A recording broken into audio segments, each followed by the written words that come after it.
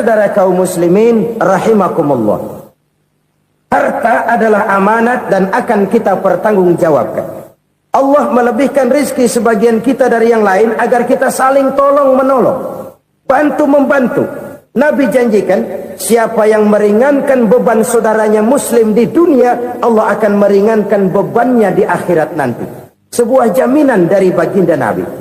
Si orang yang kita bantu barangkali tidak bisa membalas, Allah yang akan membalas lewat jalan lain yang tidak pernah kita sangka-sangka.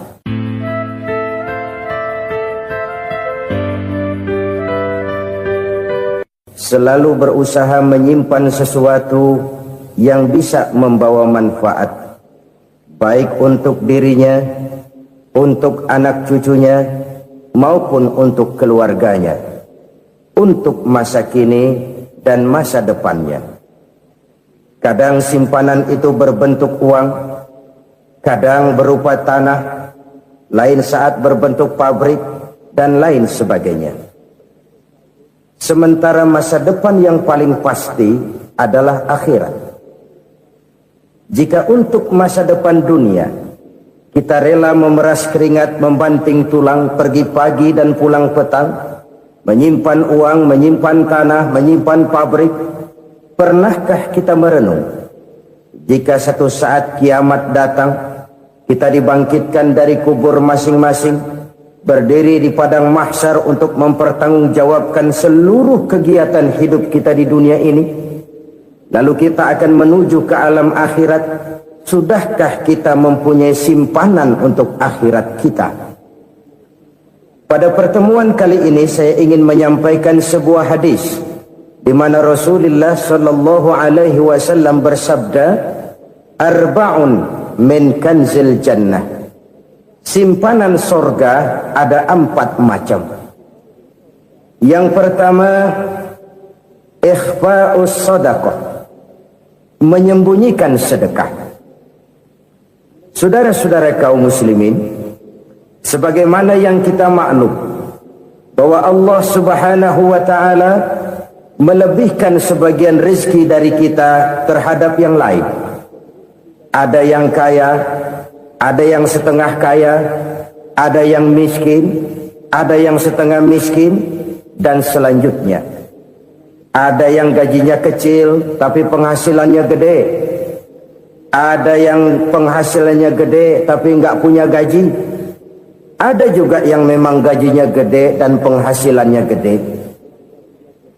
Kelebihan rezeki merupakan sunnatullah dan tidak harus membuat kita merasa lebih dari yang lain. Bahkan sebaliknya, kelebihan itu harus membuat kita ringan tangan untuk menolong mereka yang memang memerlukan pertolongan. Kalau saudara diberikan ilmu, maka pertanyaan akhirat cuma satu: ilmumu kau amalkan untuk apa? Kalau saudara diberikan umur yang panjang, pengadilan akhirat juga bertanya satu: umurmu kau habiskan di mana? Tapi kalau saudara diberikan harta, pengadilan akhirat akan bertanya dua: hartamu kau dapat dari mana, kau belanjakan kemana? Dari mananya ditanya, dan kemananya juga ditanya. Oleh karena kita akan dimintakan pertanggungan jawab, maka amanah yang bernama harta ini harus kita gunakan dengan sebaik-baiknya. Ada penggunaan yang merupakan kewajiban, itu zakat namanya. Ada penggunaan yang sewaktu-waktu, itu infak namanya. Ada yang lebih sewaktu-waktu lagi, dan itu sedekah namanya. Zakat dia terikat oleh haul dan nisab, oleh putaran batas waktu dan ukuran dari harta itu sendiri. Sedangkan infak terikat oleh situasi dan kondisi perekonomian seseorang. Sedangkan sedekah tidak terikat dengan apapun. Dalam kondisi seperti apapun kita bisa melakukan sedekah dengan yang terkecil sekalipun. Sampai-sampai Rasulullah sallallahu alaihi wasallam mengajarkan, la tahqiranna minal ma'rufi syai'an walau an talqa akhaka biwajhin talik. Atau ada hadis, tabassumuka fi wajhi akhika laka sedekah. Senyumanmu kepada temanmu adalah sedekah. Jadi untuk melakukan sedekah tidak harus dalam berbentuk uang.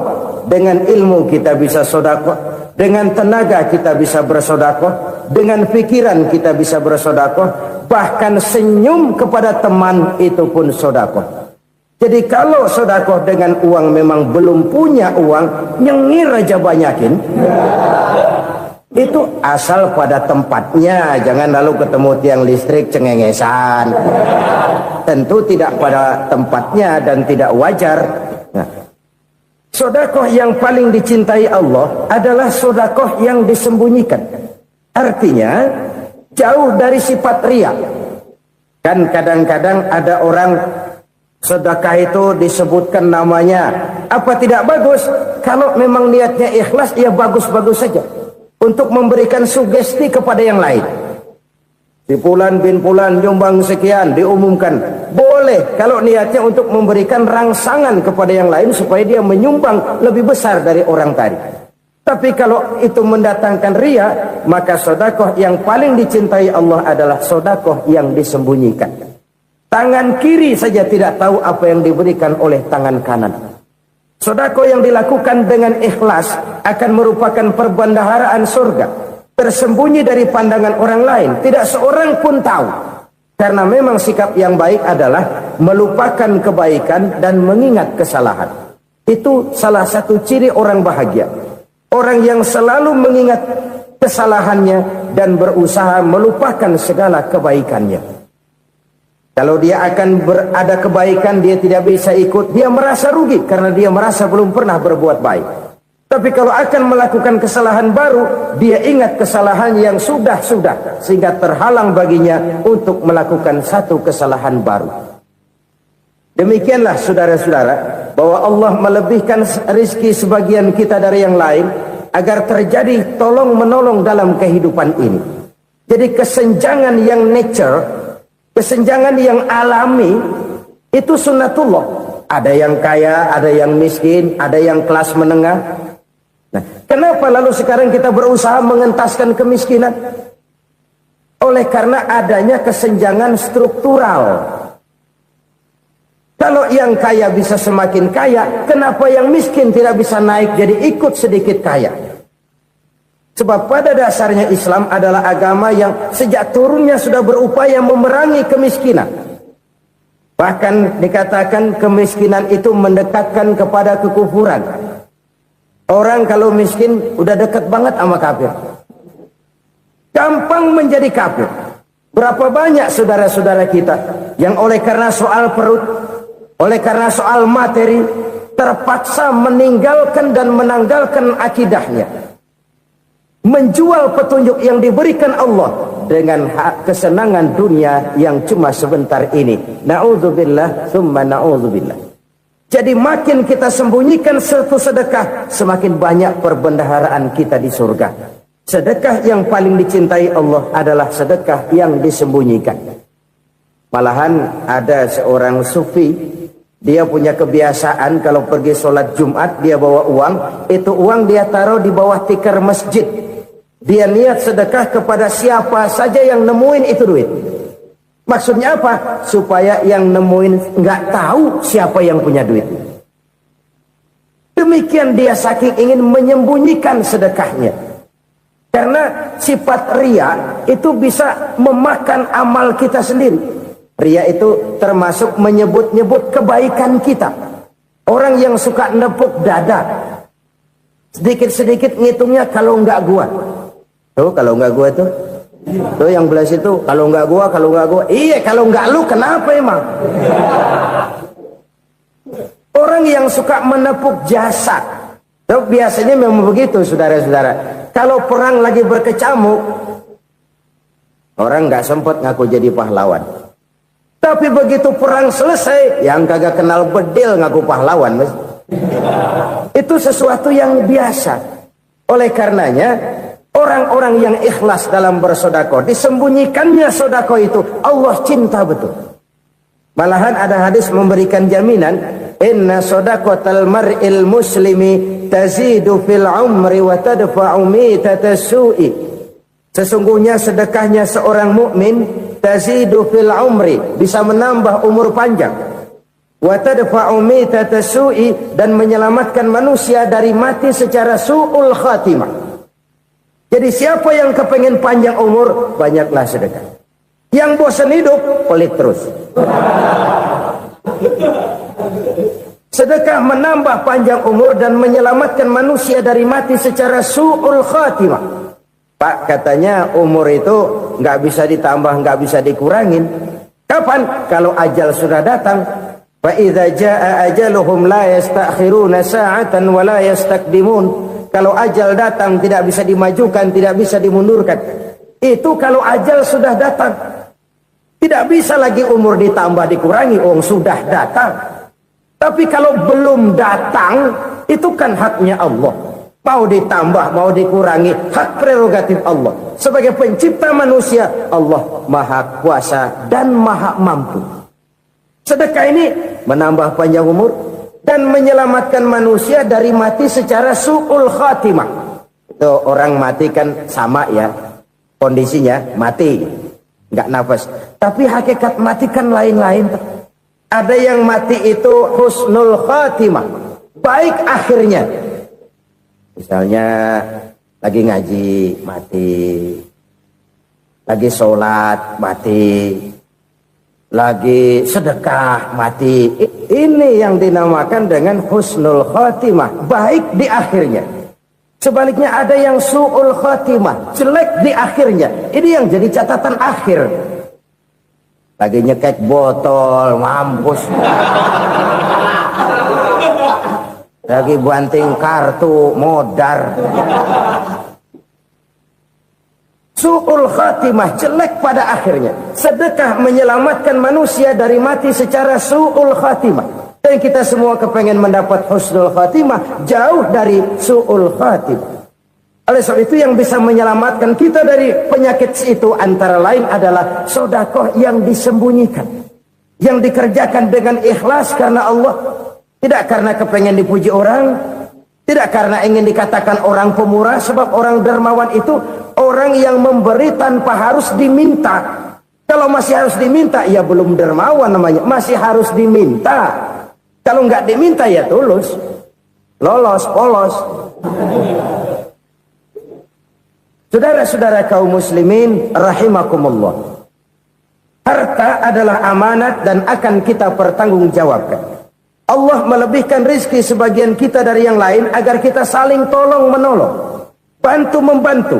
Nabi janjikan, siapa yang meringankan beban saudaranya muslim di dunia, Allah akan meringankan bebannya di akhirat nanti. Sebuah jaminan dari baginda Nabi. Si orang yang kita bantu barangkali tidak bisa membalas, Allah yang akan membalas lewat jalan lain yang tidak pernah kita sangka-sangka. Ada orang tanya, Pak, ini ada orang nyumbang masjid sambil marah-marah, bagaimana? Saya bilang sumbangannya aja ambil, marahnya jangan. Marahnya jangan diambil, itu urusan dia. Saudara-saudara kaum muslimin rahimakumullah, umat Islam ini kan umat yang punya potensi besar. Kadang kita merenung, kenapa kadang-kadang pembangunan masjid kok lambat sekali? Kalau hotel hari ini peletakan pertama, bulan depan peresmian. Supermarket hari ini peletakan batu pertama, minggu depan peresmian. Tapi kalau sudah yang namanya masjid, kadang-kadang peletakan batu pertama sekaligus jadi batu terakhir.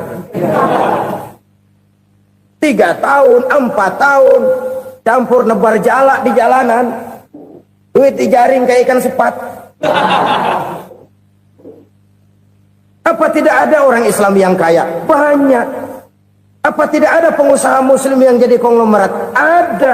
Lalu yang belum banyak itu yang komit terhadap nilai-nilai agamanya. Akhirnya kita jatuh jadi umat yang lemah. Belum ada pengusaha konglomerat muslim buka pabrik super mie cap beduk misalnya umpamanya atau pabrik kecap cap sorban supaya identitas keislamannya sedikit kelihatan. Kita jatuh jadi umat yang lemah karena potensi tidak terinventarisir dengan baik. Kita ini ibarat kompor yang cuma matengin nasi orang lain. potensi kita dimanfaatkan oleh orang lain. Ukhuwah Islamiyah kita baru terbatas kepada silaturahmi. Ukhuwah di bidang ekonomi kita lemah, ukhuwah di bidang kebudayaan kita lemah, apalagi ukhuwah di bidang politik kita lebih rapuh lagi. Padahal ukhuwah itu adalah totalitas kehidupan manusia, menyangkut ipolek sosbud, memerlukan nilai-nilai ukhuwah. Jadi oleh karena itu mari kita menyadari di dalam harta kita, walaupun kita yang cari pergi pagi pulang sore peras keringat banting tulang, di sana ada harta anak yatim, di sana ada hak masjid, di sana ada hak pesantren, di sana ada hak jihad. Berbahagialah seseorang apabila dia oleh Allah dijadikan keran. Keran itu menyimpan air, tapi tidak untuk dirinya, tapi disalurkannya kepada mereka yang memang memerlukannya. Saudara-saudara kaum muslimin rahimakumullah, ini yang pertama. Jadi perbendaharaan surga adalah menyembunyikan sedekah. Orang lain nggak tahu, kita pun nggak pernah ngitung-ngitung. Kita anggap lewat begitu saja, padahal itu deposit akhirat. Satu. Yang kedua, perbendaharaan surga itu apa? Wa kitmanul musibah, menyembunyikan kesulitan. Kadang orang takut menghadapi kesulitan, tapi makin kita merenung, hidup ini kan sebenarnya urusan. Takut sama urusan ya jangan hidup. Tandanya orang hidup itu kalau punya urusan. Urusan melupakan problem, problem sering menimbulkan kesulitan. Kesulitan bukan untuk ditakuti, tapi untuk diatasi dan dicarikan jalan keluarnya. Siapa sih orangnya yang nggak pernah sulit-sulit? Makin tinggi status sosialnya, makin gede urusannya. Makin tinggi kualitas imannya, makin berat tingkat kesulitannya. Cuma memang yang namanya enak itu seperti pelangi. Biang lala itu nggak pernah di atas kepala kita, di atas kepala orang melulu. Lo sih enak lo, kata kita. Dia juga bilang yang enak kan lo. Pelangi itu nggak pernah di atas kepala kita. Kata tukang beca, aduh enak ya naik Mercy. Kata tukang beca, apa yang di dalam mobil Mercy? Aduh enak bener tukang beca, di jok ngeringkuk ngorok pulas bener. Saya kamar pakai AC sejuk, tempat tidur sutra empuk, alga spring bed, gula kulik nggak bisa pulas kalau belum minum Valium, belum tidur. Enak bener tukang beca, di jok ngorok nggak tahu wetan kulon. Si tukang beca bilang yang di Mercy enak, yang di Mercy bilang tukang beca enak. Inilah enak, nggak pernah di atas kepala kita, di atas kepala orang lain melulu enak itu. Nah saudara-saudara,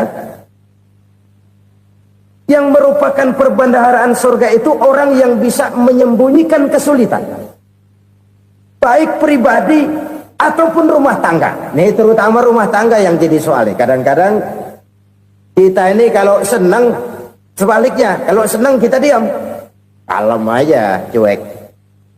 Banyak banget duit kita bawaan, diam aja udah. Malah ketemu orang takut. Tapi begitu susah, sekampung tahu. Padahal Nabi mengajarkan perbendaharaan surga itu menyembunyikan musibah, menyembunyikan kesulitan. Kalau enak, cerita sama orang-orang. Kalau nggak enak, rasain sendiri, tekan sendiri, atasin sendiri. Kita kan sebaliknya, tenang kita diam, asal lagi susah, paling tidak kita nyari teman buat cerita kesusahan. Siapa orangnya yang nggak pernah susah? Cuma soalnya bagaimana kita mengatasi kesusahan itu sendiri. Begitu juga misalnya kalau orang sudah berumah tangga, itu orang tuanya harus menjadi tempat dia cerita yang enak-enak saja. Yang nggak enak rasain berdua, selesaikan berdua, atasin berdua. Jangan dibalik. Asal senang diam, giliran susah saja. Maknya laporan. Terbalik. Bisa menjaga security informasi. Maka nama bayam keluar diam, malah seluitan. Enak amat lo makan daging ayam. Security informasi. Saudara-saudara kaum muslimin rahimakumullah, ujian yang terberat itu yang pernah diberikan kepada para nabi para rasul, para aulia, para ulama, makin tinggi keimanan, makin berat bentuk kesulitan. Ayo saya kemukakan satu contoh saja. Ada seorang nabi yang kaya, nabi kaya, namanya Nabi Ayub. Iblis kalau orang begini kan keki, ibadahnya rajin, kaya. Nih yang kayak begini susah digodain. Kalau ibadahnya rajin, miskin, kali bisa disogok. Sini imannya mantap, ibadahnya rajin, kaya, nabi lagi. Oh, tapi namanya iblis nggak kurang akal. Laporan, Tuhan, kenapa iblis? Ya ini bahasa saya, bahasa Qurannya sih nggak gitu. Itu hambamu yang namanya Ayub, dia rajin ibadah cuma karena dikasih kaya aja. Coba kasih miskin dia, berhenti dia sembahyang. Ah, kamu bisa aja. Saya tahu Ayub itu hambaku yang ikhlas. Saya buktiin Tuhan, silahkan. Dibuktiin lah, iblis turun ke alamin. Yang mula-mula dia lakukan, dia rusak sawah ladang Nabi Ayub. Dia binasakan binatang ternak Nabi Ayub. Sehingga dalam waktu singkat, jatuhlah Nabi Ayub dari orang paling kaya, jadi orang paling miskin. Beliau masih ibadah di mihrab dalam masjid. Datang iblis. Saudara Ayub, ya. Lagi ngapain? Ibadah. Nyembah Allah, nyembah Allah. Oh, percuma. Kenapa? Tuhan yang ente sembah nih, dia udah bikin miskin ente. Sawah ladang ente hancur lebur, binatang ternak binasa. Sekarang ente jadi orang paling miskin. Ngapain nyembah Tuhan kayak begitu? Tekor. Udah berhenti dah ibadah, berhenti ibadah. Ini iblis sama Tuhan laporannya lain, yang dikerjakan kepada Nabi Ayub juga lain.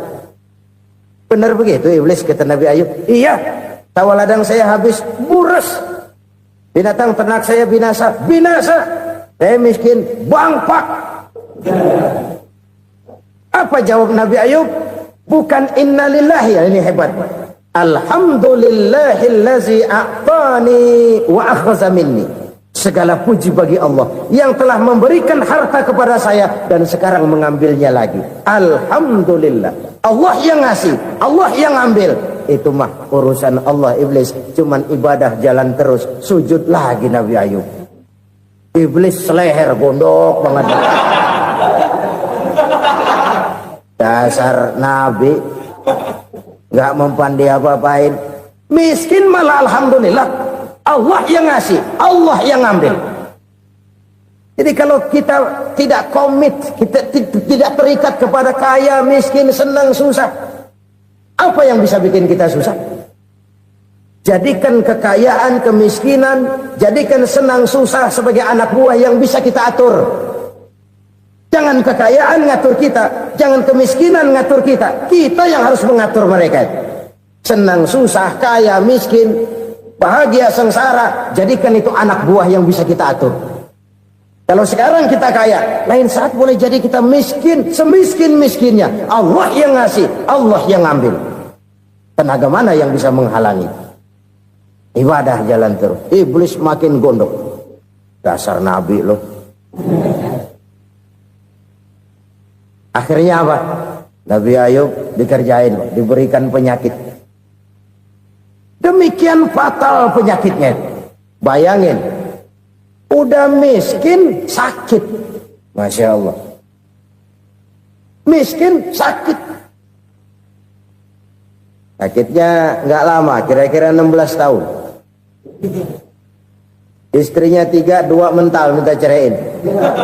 Ngerawatin laki bengek begini. Senang belum tentu, susah udah pasti nih. Cerai aja, cerai dah. Cerai. Tinggal satu Siti Rahmah yang setia menemani beliau. Sesetia-setianya hati perempuan. Satu saat Siti Rahmah bilang, "Bang, iya, abang kan Nabi bang. Lalu, namanya Nabi kan doanya jarang meleset bang. Maksud kamu minta kenapa sih sama Tuhan biar abang sembuh baik dah bang?" Siti Rahmah, iya. Saya sakit berapa tahun sih dah? 16 tahun bang. Sebelum ini saya sehat berapa tahun? Ya kira-kira 60 tahun bang. Nah coba ente banding-bandingin Rahmah. Saya dikasih sehat 60 tahun. dikasih sakit 16 tahun, sudah nggak sabar mau doa kepada Allah minta sembuh. Saya malu kepada Allah. Diuji dengan yang luar biasa seperti ini, tidak mengganggu stabilitas kehambaannya. Dia tetap menghamba kepada Allah Subhanahu wa ta'ala. Saudara-saudara kaum muslimin rahimakumullah, kunci menghadapi kesulitan itu apa? Allah jelaskan dalam satu ayat, wa basyiris sabirin alladzina iza asabathum musibah qalu inna lillahi wa inna ilaihi raji'un. Gembirakan orang-orang yang sabar. Siapa mereka itu? Yang apabila mendapat musibah mereka kembali kepada keyakinan dasar, segalanya dari Allah dan segalanya akan kembali kepada Allah. Ini konsepsi dasar dari sikap muslim dalam menghadapi berbagai kesulitan. Segalanya dari Allah, segalanya akan kembali kepada Allah. Kalau ini sudah kondisi dasarnya, maka kita akan lapang menghadapi kenyataan bagaimanapun pahitnya. Apakah itu namanya miskin, apakah itu namanya sakit, bahkan maut sekalipun. Segalanya dari Allah, segalanya akan kembali kepada Allah. Ini sikap hidup, bukan sekedar ucapan. Kita kadang-kadang menjadikannya sebagai ucapan. Mulutnya sih nggak berhenti, innalillahi wa inna ilaihi raji'un, tapi nangisnya terus gerung-gerungan. Bukan itu, ini kesadaran moral. Kalau segalanya dari Allah, segalanya kembali kepada Allah, kan sebenarnya cuma nunggu giliran. Hari ini saya nyembayangin dia, entah hari apa saya disembayangin orang. Hari ini saya antar dia ke kubur, entah hari apa orang nganterin saya ke kubur. Hari ini saya tahlilkan dia, entah nanti kapan orang tahlilkan saya. Segalanya dari Allah, segalanya akan kembali juga kepada Allah. Oleh sebab itu saudara-saudara, kesulitan bukan untuk ditakuti. Kesulitan justru untuk diatasi, dicarikan jalan keluarnya. Dan tidak ada orang yang tidak pernah mendapat kesulitan. Tidak ada. Semakin tinggi status sosial, semakin tinggi kualitas keimanan, semakin besar juga tingkat kesulitan. Hanya saja bagaimana cara kita mengatasinya. Dan Al-Quran menyatakan, inna ma'al usri yusra. Di balik kesulitan itu pasti ada kemudahan. Roda itu berputar. Karena itu Rasulullah sallallahu alaihi wasallam mengingatkan kepada kita, ta'arraf ilallahi firraha ya'rifka fisyiddah. Ingatlah kepada Allah di waktu kamu senang, supaya Allah ingat kepada kamu di waktu kamu susah.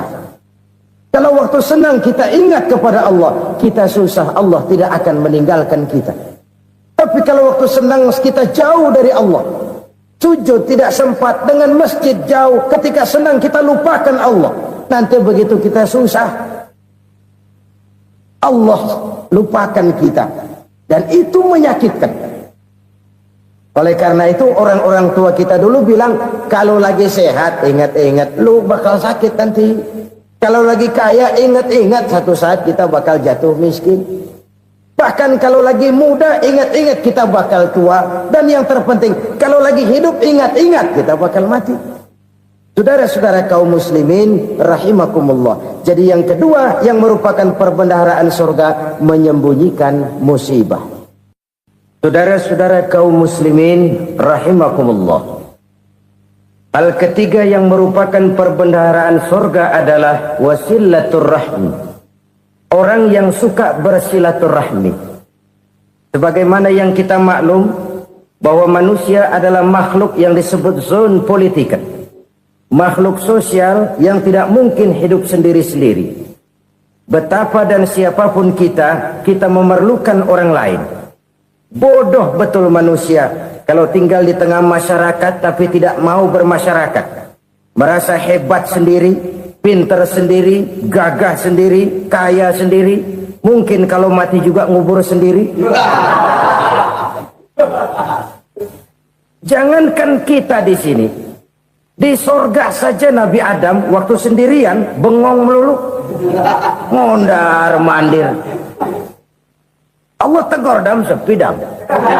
Ya ini kalau bahasa saya. Iya Tuhan sepi ini nggak ada coret-corekan pisan ini. Diciptakan Siti Hawa baru anteng Nabi Adam. Itu di sorga. Cobalah. Umpamanya saudara tinggal di Jakarta nih. Kayak bener. Apaan aja di Jakarta punya saudara dah. Jembatan Semanggi ambil. Monas, Buntel bawa pulang. Hotel-hotel ambil semua. Cuman tinggal di Jakarta sendirian, apa enaknya? Betapa dan siapapun kita perlu orang lain. Tidak ada seorang pun yang bisa memenuhi kebutuhan hidupnya secara sendiri-sendiri. Nah, Islam telah menyelamatkan manusia dari ras diskriminasi.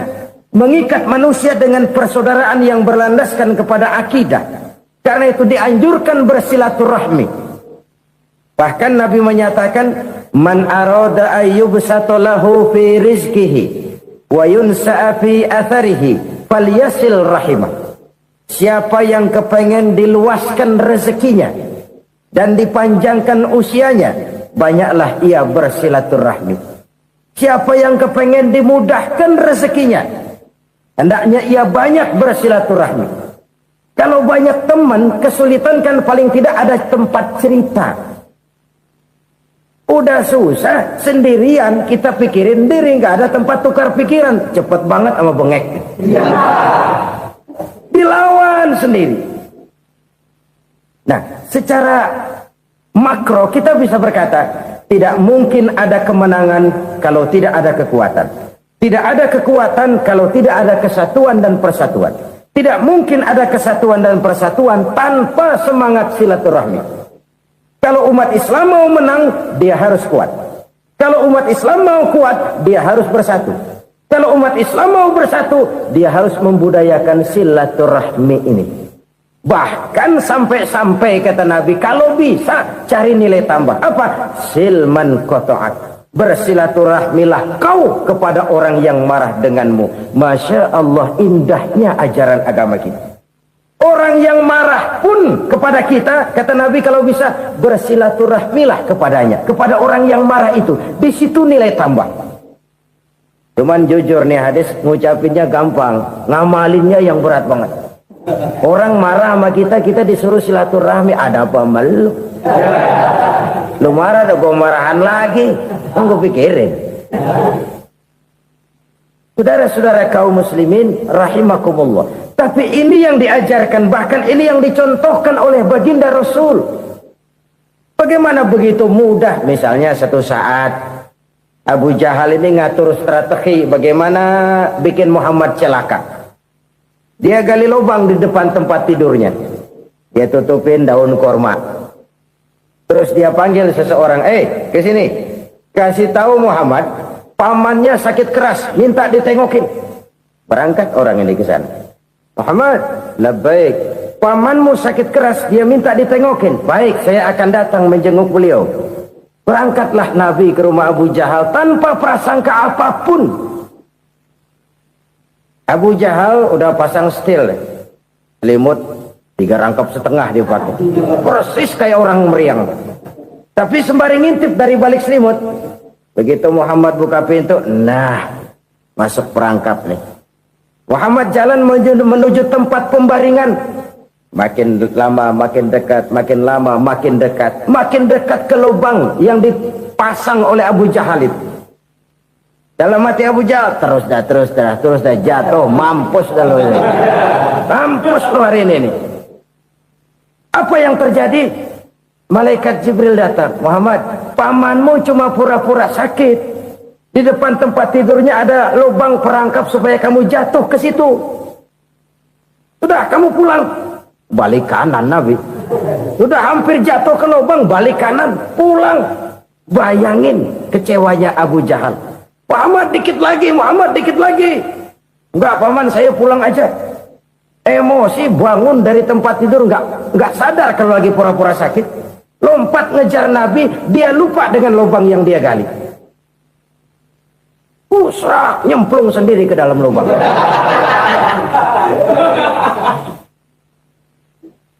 Nabi terus berlalu. Ini terjadi keanehan. Jatuh ke lubang yang dia gali itu sebenarnya nggak terlalu dalam ya, antara 3-4 meteran lah. Tolong saya jatuh ke lubang ini. Datanglah pelayan-pelayannya itu. Angkat saya dari sini. Oh, yang ngulurin tambang. Satu gulung belum juga nyampe itu tambah. Kurang beli lagi ke warung. Sambung ulur lagi nggak juga bisa sampai. Wah ini kerjaan Muhammad ini. Tolong siapa salah seorang kamu ke rumah Muhammad, kasih tahu encangnya kecebur. Minta ditolongin. Sampaikan kepada Rasul. Kenapa? Pamanmu jatuh ke lubang, Muhammad minta tolong diangkatin. Tambang udah nyambung-nyambung nggak nyampe juga. Ya nanti saya datang saya tolong. Coba ini. Nyata-nyata orang berniat jahat mau mencelakakan dia. Datang dia menolong. Ini yang disebut air tuba dibalas air susu ya ini. Bukan sebaliknya. Air tuba dibalas air susu. Paman, kecebur ya? Iya Muhammad, tolong ini. Pegang tangan saya. Nabi ulurkan tangannya. Nyampe. Dipegang oleh Abu Jahal. Diangkat ke atas. Sampai atas. Apa kata Abu Jahal? Sihirmu memang hebat Muhammad. Udah ditolongin dikata sihir. Yang enak kita kemplang kan itu orang begitu. Urusan abang. Tapi inilah akhlak. Kalau bisa kamu bersilaturahmilah dengan orang yang marah kepadamu sekalipun. Orang marah kita tetap baik. So, kalau kita berbuat baik sama orang yang memang baik, rasanya sih biasa-biasa aja. Orang baik kita baik lagi. Ya draw aja, belum ada nilai tambah di situ. Baru ada nilai tambah kalau kita bisa berbuat baik kepada orang yang nyakitin kita. Itu namanya kita setingkat di atas dia. Dia sakitin kita, kita berbuat baik sama dia. Dia pelit sama kita, kita baik sama dia. Dia marahin kita, kita deketin dia. Di situ kita punya nilai tambah. Jadi siapa yang ingin diluaskan rezekinya kata Nabi dan dipanjangkan umurnya, hendaklah ia banyak-banyak bersilaturahmi. Sederhana sebenarnya silaturahmi. Tapi silaturahmi membangkitkan semangat kesatuan dan persatuan. Kesatuan dan persatuan melahirkan kekuatan. Dalam matematika, 1 ditambah 1 pasti 2. Tapi di tengah masyarakat, 1 orang takut ditambah 1 orang takut, hasilnya jadi 2 orang setengah berani. Kenapa setengah berani? Karena udah berdua. Tadi pan takut sendirian. Kalau dia kumpul turu-turu takutlah jadi berani. Kita yang lemah, kita yang tidak berdaya, kita yang miskin, kalau mau kompak bersatu, apa yang nggak bisa kita kerjain? Apalagi tinggal di kota besar, pilihan cuma 2, bertahan atau minggir. Bertahan atau minggir. Untuk bisa bertahan harus mampu bersaing. Untuk mampu bersaing harus punya keahlian. Keahlian harus ditunjang dengan pendidikan. Ditambah oleh kekompakan sebagai umat. Udah miskin mencar mulu, orang injek gitu. Orang nggak pandang urusan apa malu. Oleh karena itu silaturahmi pada hakikatnya merupakan roh dari ukhuwah yang diajarkan oleh agama kita. Bagaimana Islam menyelamatkan masyarakat manusia dari ras diskriminasi, mengikat manusia, dan tidak ada persaudaraan yang lebih indah selain persaudaraan yang diikat dengan nilai-nilai akidah. Sepanjang orang di jalan Allah, itulah saudara kita. Keluar dia dari jalan Allah, selesailah persaudaraan sampai di situ. Karena itu, kalau ingin menyimpan sesuatu di surga, banyaklah bersilaturahmi. Datang ke rumah ini, datang ke rumah itu, dan lain sebagainya. Itu simpanan kita di akhirat nanti. Ini yang ketiga. Saudara-saudara, yang keempat, perbendaharaan surga itu apa? Wa qawlu la hawla wa la quwwata illa billah. Ucapan la haula wa la quwwata illa billah. Ibadah kan ada yang berat, modalnya besar. Bangun masjid berat, modalnya besar. Bangun rumah sakit berat, modalnya besar. Ada ibadah yang berat, tapi modalnya ringan. Misalnya puasa. Puasa itu berat, mengendalikan nafsu. Kalau sekedar nggak makan nggak minum sih enteng, mengendalikan nafsu itu jihad terbesar. Tapi kan modalnya ringan, cuma niat saja. Ini ibadah berat, modalnya ringan. Ada ibadah yang ringan, modalnya juga enteng. Seperti termasuk ucapan la haula wa la quwwata illa billah. Tanpa sadar, la haula wala quwata illa billah. Nyelengin tuh di surga. Nyelengin, kita nggak terasa. Nyelengin simpenan akhirat. La haula wala quwata illa billah. Nyimpan lagi. Kaget, la haula wala quwata illa billah. Nyimpan lagi. Banyak simpenan. Walaupun sebenarnya yang dimaksud di sini adalah kesadaran batin bahwa tidak ada daya dan kekuatan kecuali Allah.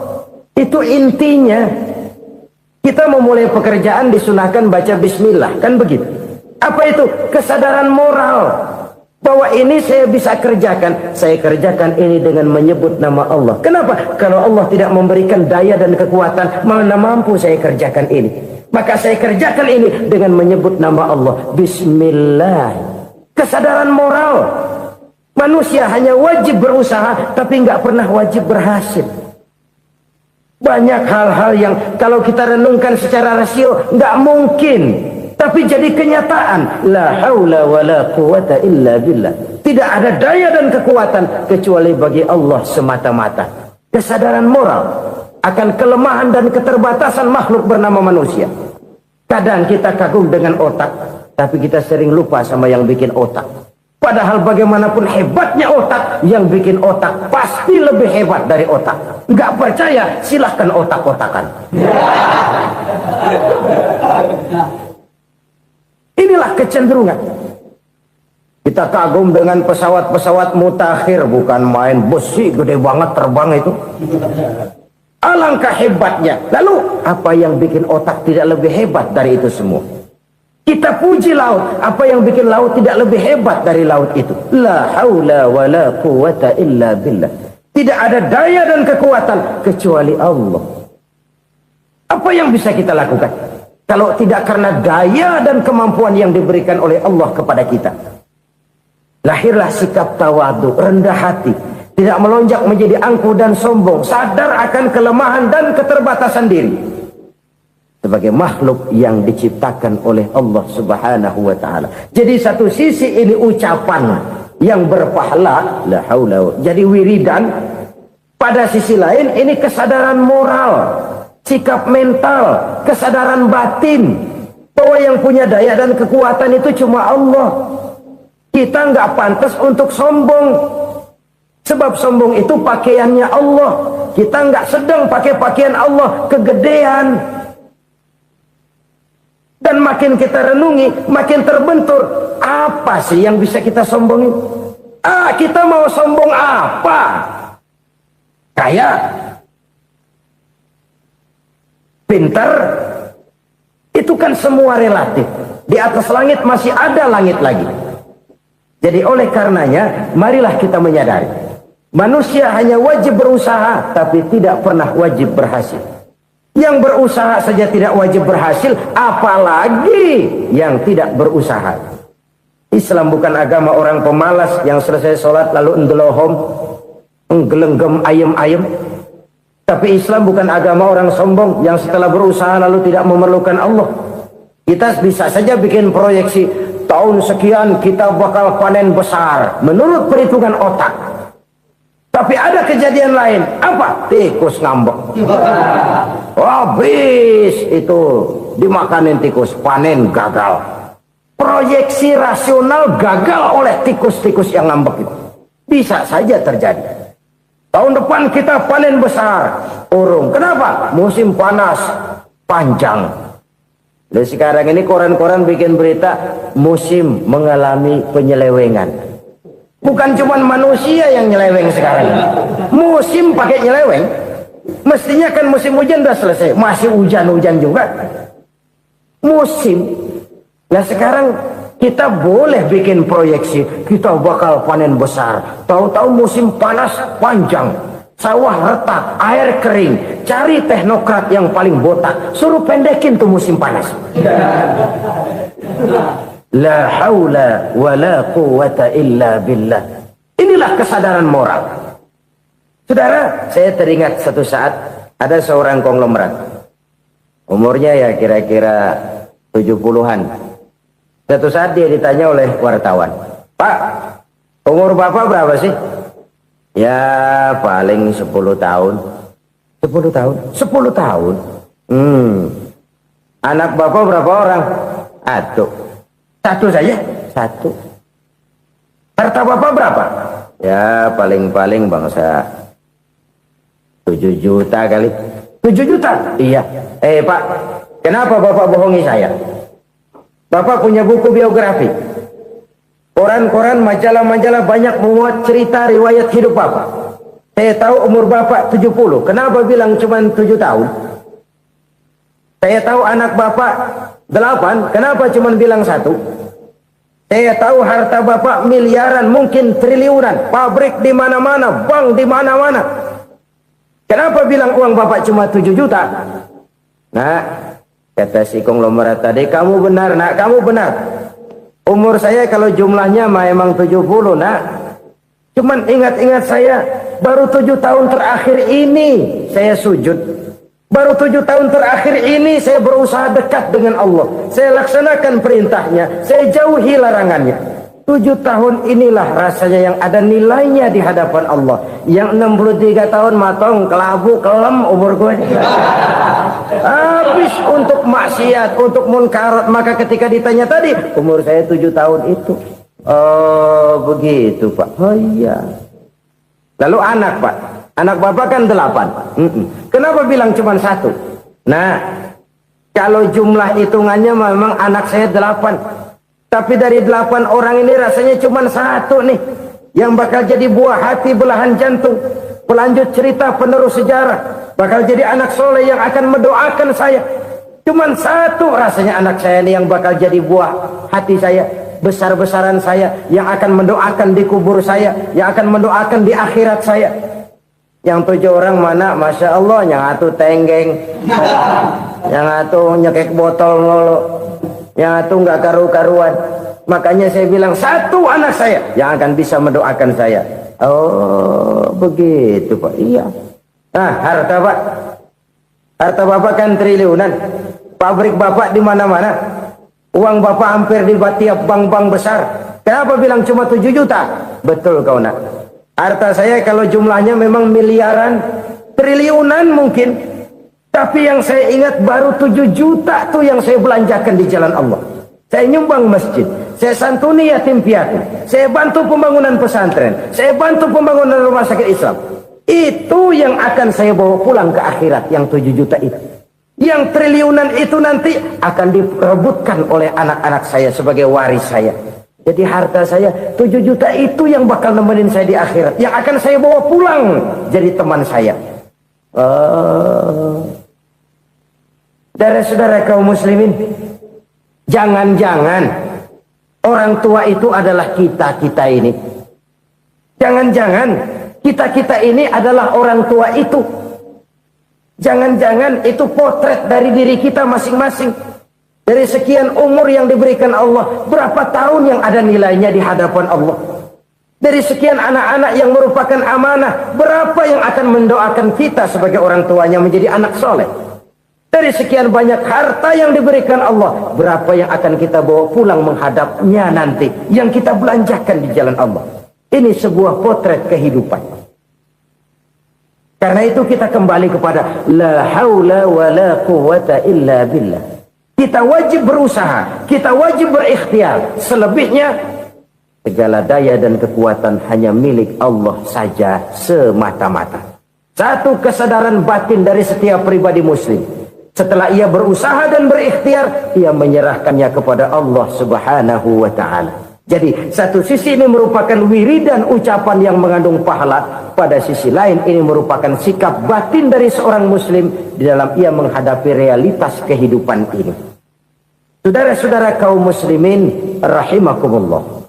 Kalau ini kita jadikan satu basis kehidupan, maka ini akan menyelamatkan manusia dari kemungkinan tergelincir menjadi orang yang lupa diri dan lupa darat. Sebab itu Imamul Ghazali berpesan, jadidis safinah fa innal bahra amiq wa khuziz zad fa inna safara ba'id wa khaffifil hamla fa innal hamla sadid. Perbarui selalu kapalmu karena lautan sangat dalam. Bawa bekal yang banyak karena perjalanan ini sangat jauh. Ringankan beban karena kebanyakan beban akan menyakitkan. Alangkah indah kalimat ini, alangkah dalam makna yang terkandung di sana. Perbarui selalu kapalmu karena lautan sangat dalam. Apa artinya ini? Jaga mentalmu baik-baik. Pelihara imanmu baik-baik karena hidup penuh cobaan seperti lautan. Kita kalau berlayar di lautan kan kadang-kadang tenang, angin bertiup sepoi-sepoi basah. Jika malam datang, bintang gemintang bertabur menghias cakrawala. Rembulan memantulkan sinarnya dengan indah. Dalam keadaan begitu berlayar enak. Tapi lain saat ombak menggunung, halilintar menyambar, angin topan bertiup. Berapa banyak sudah saudara-saudara kita yang tenggelam di lautan dunia tanpa sadar bahwa dia belum sampai kepada pantai yang akan dituju. Berapa banyak sudah saudara-saudara kita yang tenggelam di lautan dunia ini tanpa sempat bangkit lagi. Dia menyangka sudah sampai kepada tujuannya. Hati-hati kapal jangan sampai bocor karena lautan sangat dalam. Iman ini jaga baik-baik karena hidup penuh dengan ujian. Wa khuzizat fa inna safara ba'id. Bawa bekal yang banyak karena perjalanan sangat jauh. Saudara mau ke Bandung, bawa duit. Saudara mau ke Surabaya, banyakkan lagi duitnya. Saudara mau ke Mekah, gepokan, iketan tuh duit nggak lembaran lagi. Makin jauh perjalanan, makin banyak bekal yang harus kita bawa. Kalau saudara dari Jakarta mau ke Surabaya, kagak bawa duit berangkat juga, itu sih bukan berani namanya, nekat. Sampai Surabaya belum tentu, sengsara di jalan udah pasti. Kenapa? Nggak bawa bekal berangkat. Sama juga kita nih, misalnya belum sempat sembahyang, mati. Waduh, berani banget orang. Belum punya bekal, mati. Sengsara di jalan. Atau bekal tidak cukup. Dari Jakarta saudara mau ke Surabaya, bawa duit 500 perak. Paling jauh Cikampek nyampenya itu. Paling jauh itu. Antara jauhnya perjalanan dengan bekal yang saudara bawa tidak seimbang. Hidup ini perjalanan panjang. A walking tour. Dimulai dari alam arwah. Sebelum jasad diciptakan, roh diciptakan lebih dulu. Dari situ pindah ke alam rahim. Dari alam rahim pindah ke alam dunia. Dari alam dunia pindah ke alam barzah. Baru menuju akhirat. Satu perjalanan panjang. Kalau bekal tidak bawa, sengsara di jalan. Bawa bekal yang banyak karena perjalanan ini sangat jauh. Wa khaffifil hamla, ringankan beban karena beban itu cuma akan menyulitkan. Kalau bekal itu sih keperluan, tapi beban nggak kita perluin, coba ngeberat-beratin. Apa ini beban? Dosa. Kecurangan, kebatilan, kezoliman, ketidakadilan, kesewenang-wenangan. Itu akan jadi beban kita di akhirat. Alangkah celakanya, perjalanan panjang, bekal tidak bawa, beban kelewat banyak. Alamat sengsara di jalan. Pahala tidak ada, dosa berlipat ganda. Na'udzubillah, summa na'udzubillah. Kalau kita rangkum nasihat Al-Ghazali dengan kisah si konglomerat tadi, kita akan mengambil kesimpulan. Pertama, bekal terbaik dalam menghadapi gejolak kehidupan ini tidak lain adalah iman. Yang kedua, pahala dan dosa. Dua hal kontroversial. Pahala adalah bekal, dosa adalah beban.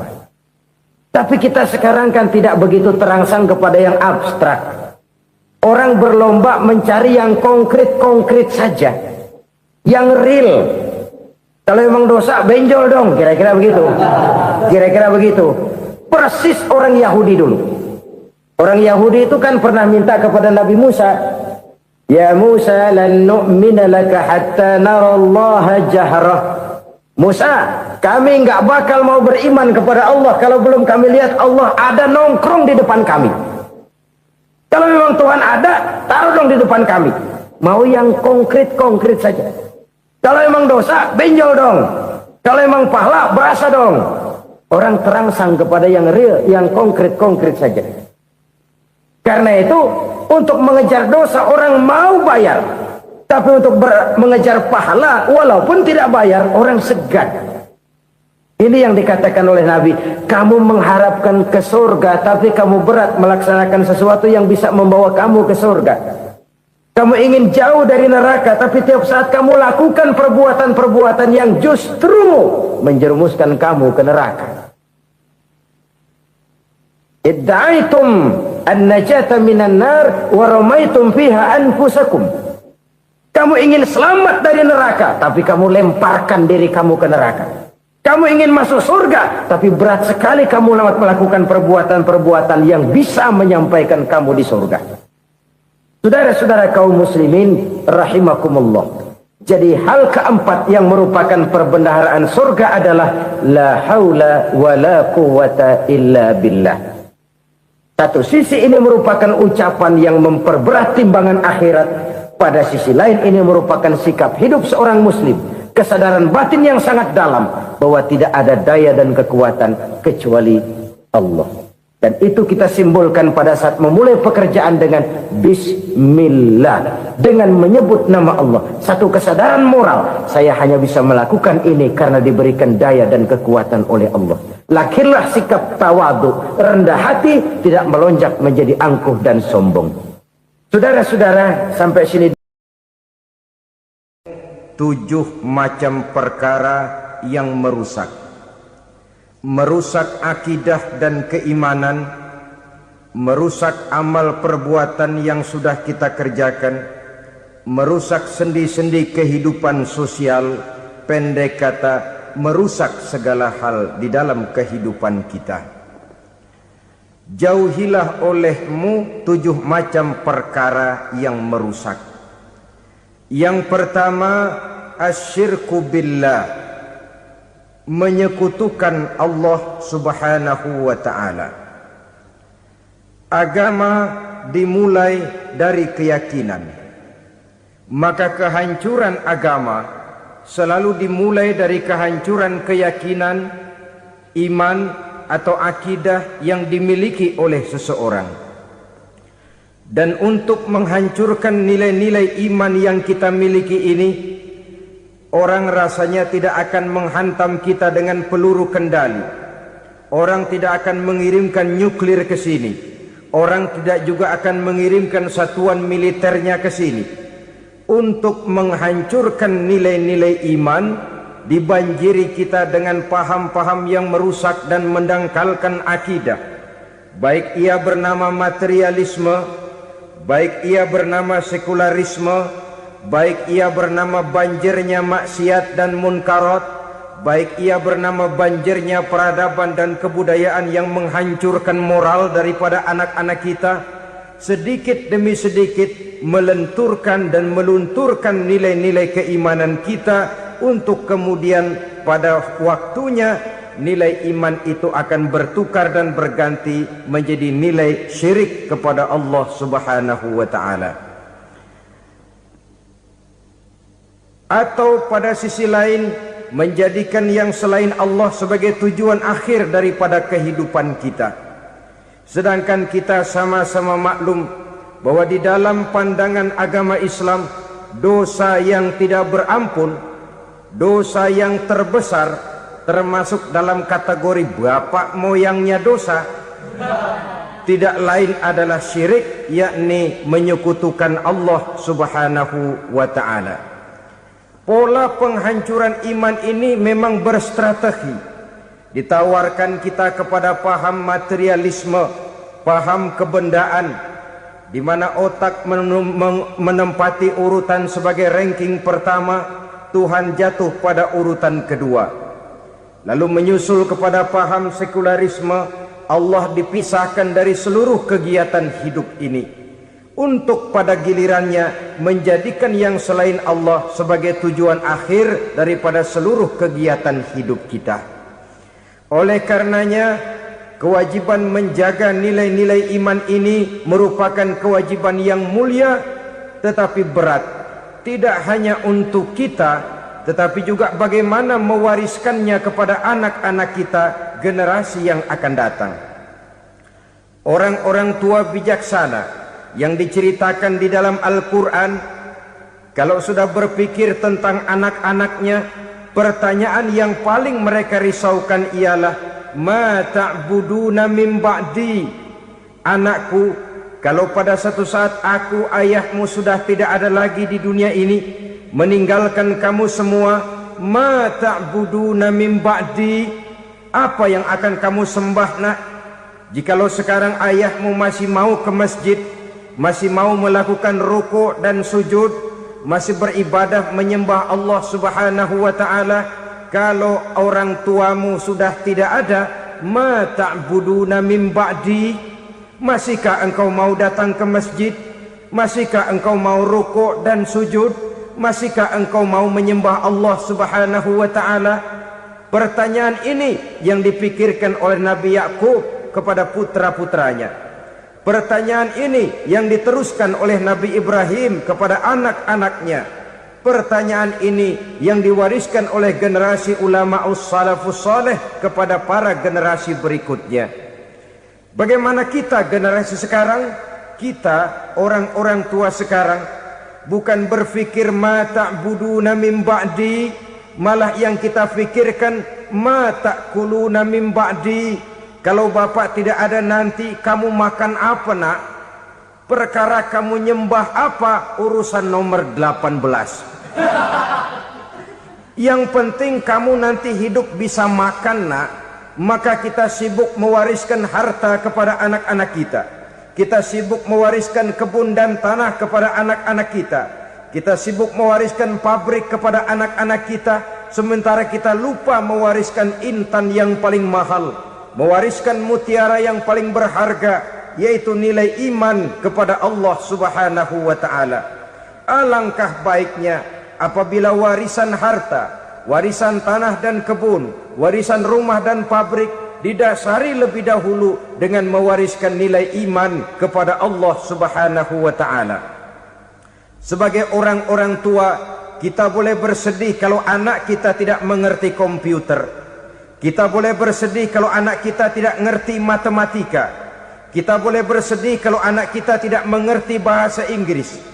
Tapi sewajarnya lebih bersedihlah kita orang tua jikalau mempunyai anak yang tidak kenal Allah sebagai Tuhannya, yang kemudian tidak mau rukuk dan sujud kepada Allah Tuhannya. Itulah kemalangan yang paling malang bila kita meninggalkan generasi yang tidak bertauhid kepada Allah Subhanahu wa ta'ala. Betapapun anak kita tidak ngerti komputer, saudara, paling-paling kerugiannya cuma kerugian dunia. Masuk dia ke alam barzakh, munkar nakir tidak akan sempat tanya kau belajar komputer apa tidak. Kumpul dia di padang mahsyar, malaikat juga tidak akan tanya matematikamu nilainya berapa. Yang ditanya, kau kenal Allah, kau rukuk dan sujud kepadanya, kau pernah datang ke masjid. Oleh karena itu sekali lagi, menjaga nilai iman tidak hanya untuk kita, tetapi juga mewariskannya kepada anak-anak kita, generasi yang akan datang. Sungguh kemalangan yang paling besar apabila kita meninggalkan anak-anak kita. Mereka kita tinggalkan lemah ekonominya, itu tidak baik. Mereka kita tinggalkan lemah otaknya, itu pun akan membuat mereka tertinggal oleh yang lain. Tapi yang paling celaka, jikalau kita tinggalkan mereka dalam kondisi lemah imannya, rapuh akidahnya, tidak baik dan tidak betul keyakinan hidupnya. Oleh karena itu Nabi berpesan, jauhilah 7 perkara yang merusak. Yang pertama, syirik kepada Allah Subhanahu wa ta'ala. Menyekutukan Allah baik dalam ucapan, dalam keyakinan, ataupun dalam perbuatan. Ini perkara pertama yang termasuk 7 perusak besar di dalam kehidupan. Kalau sudah jatuh kita ke lembah syirik, bagaimanapun banyak kebaikan yang kita kerjakan, berjiwa sosial, bertangan pemurah, gemar menolong orang lain, kalau memang dasarnya syirik, maka seluruh kebaikan kita akan hancur, tidak akan ada nilainya dalam pandangan Allah Subhanahu wa ta'ala. Dalam pandangan manusia, mungkin kita dicatat sebagai orang sosial, gemar menolong orang lain, tidak berpangku tangan melihat orang yang mendapat kesulitan, tapi oleh karena dasarnya syirik, dasarnya tidak mentauhidkan Allah, maka seluruh nilai kebaikan yang kita kerjakan tidak akan ada nilainya dalam pandangan Allah Subhanahu wa ta'ala. Maka jagalah iman kita jangan sampai dihinggapi penyakit syirik yang bagaimana kecilnya sekalipun. Sekali lagi, baik syirik dalam bentuk ucapan, syirik dalam bentuk keyakinan, sampai kepada syirik dalam bentuk perbuatan, kita berhindar kepada sifat-sifat yang sedemikian itu. Karena apa? Dalam satu ayat Quran Allah Subhanahu wa ta'ala menjelaskan, innallaha la yaghfiru ayyushraka bih wa yaghfiru ma duna dzalika liman yasha. Allah tidak akan memberi ampun kepada orang-orang yang menyekutukannya, tapi Allah masih mau memberikan ampun kepada dosa-dosa yang selain itu bagi orang-orang yang dikehendakinya. Dosa selain syirik, apabila kita bertaubat, Allah masih mau mengampuni. Tapi kalau sudah jatuh ke tempat syirik, itu sudah dosa yang tidak berampun. Taubatnya tidak lain melepas syirik, kembali kepada tauhid, berkeyakinan bahwa hanya ada Allah Subhanahu wa ta'ala, Tuhan satu-satunya yang lam yalid walam yulad walam yakul lahu kufuwan ahad. Tidak beranak, tidak pula diperanakkan, dan tidak satupun yang dapat menyerupai Tuhan Allah Subhanahu wa ta'ala. Saudara-saudara kaum muslimin rahimakumullah, bahwa kita di zaman sekarang memang tidak menyembah berhala, ya. Bahwa kita tidak berterang-terangan mengatakan Tuhan lebih dari satu, memang. Bahwa kita tidak berkeyakinan Tuhan itu punya anak atau diperanakkan, tentu.